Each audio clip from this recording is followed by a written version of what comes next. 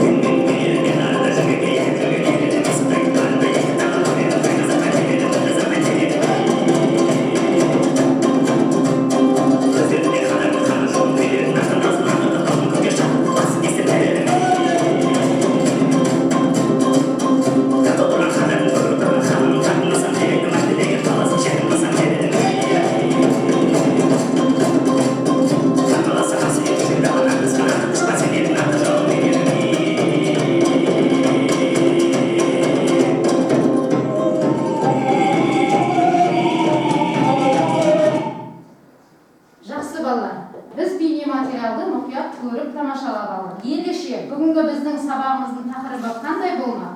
Қалай ойлайсыздар? Кәне болжап көрейікші, барлығымыз бірге. Жақсы. Ал бағым айта ғой, қандай деп ойлаймыз? 1836-1838 жылдары ұлт-азаттық көтерілісті бастаған Исатайдың досы және де рухшы батыр ақын Махамбет Өтемісұлы деп ойлаймын. Жақсы, өте тамаша бағым, отыра ғой, жарайсың. Дұрыс айтасың бағым, біз бүгін Махамбет Өтемісұлы туралы және Махамбет Өтемісұлының шығармасы мен едім деген өлеңі туралы өтпекпіз сабағымызды. Ендеше балалар, бүгінгі біздің сабағымыздың тақырыбына және мақсатына назар аударамыз. Біздің бүгінгі сабағымыздың оқу мақсаты балалар әдеби шығармадағы психологизмді анықтау. Яғни сендер білесіңдер, жалпы шығармадағы психологизм дегеніміз не еді?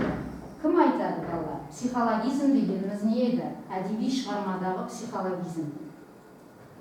Еске түсірейін, әдеби шығармадағы психологизм. Бағымнан басқа бар ма? Жарайды, ал бағым айта ғой.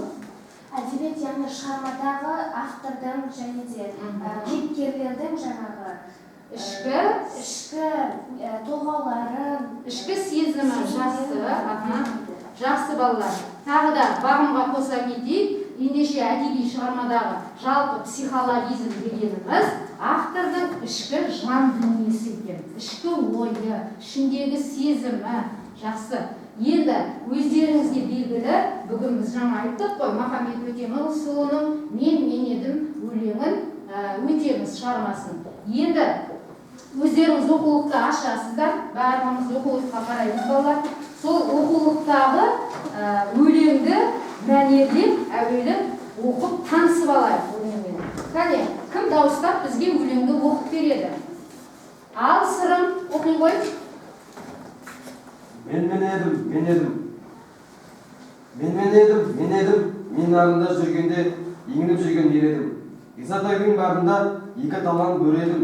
Қай қазақпен кемедім, бір қазақпен тең едім. Өздеріндегі хандардың, қаны жуан билердің атандай даусын ағартып, алауызын көкке шақыртып, басын кессем деп едім. Еділдің бойы ертоғай ел қондырсам ел едім. Жағалай жатқан сол елге мал туғызсам деп едім. Еңсесі биік ақ орда еріксіз кірсем деп едім. Керек есін кескілеп, отын етсем деп едім.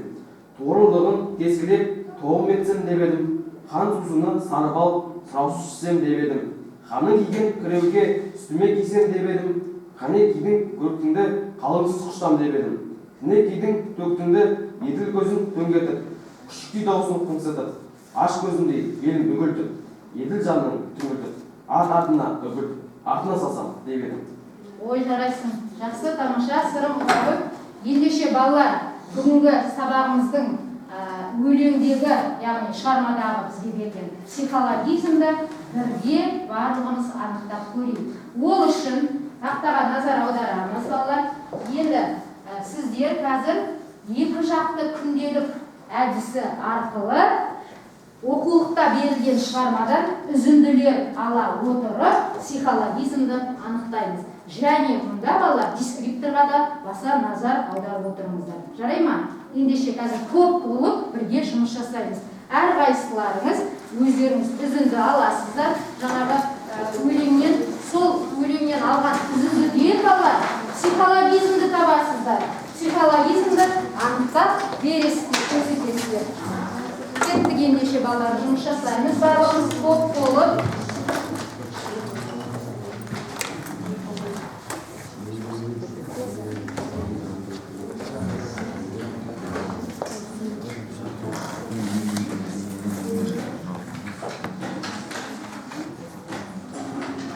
Жұмыс жасап жатқанда мен Махамбет Өтемісұлының күйін қойып қояйын, тыңдап отырып жұмыс жасап жасаймыз.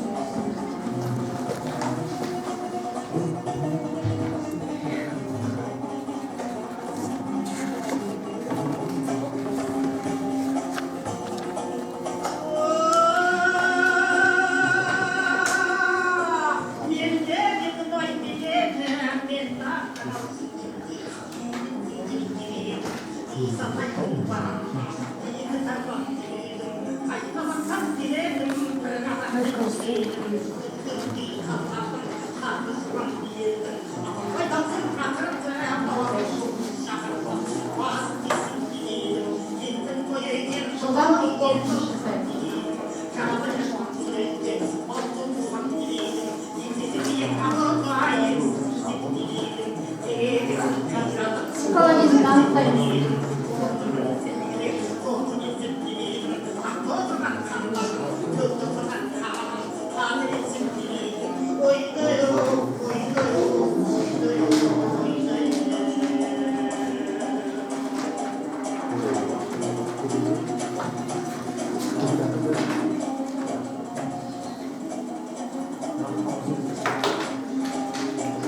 Жылдамдасаңыз балалар.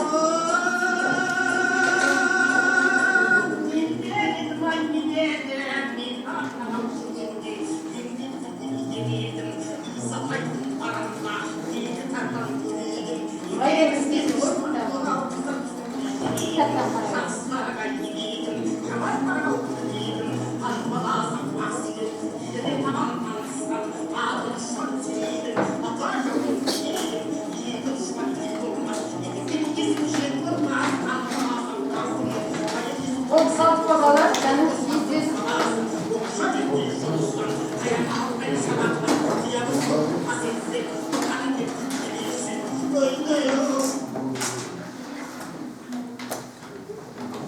жақсы.